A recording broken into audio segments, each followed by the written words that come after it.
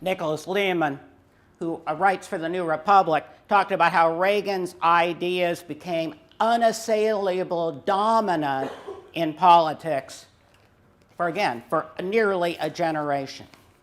So we know that this speech is incredibly important because it was a foundational statement. And I want to give you one more source, and a very unlikely one, on the importance of Reagan's ideas.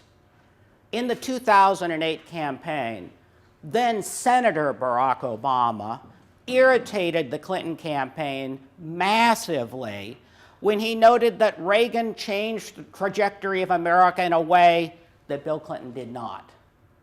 He irritated the Clinton campaign most of all because it was quite clear that Obama was right, that Reagan changed things in a way that later Democratic presidents before Obama did not.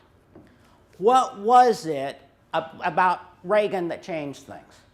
More than anything else, it was the force of his rhetoric.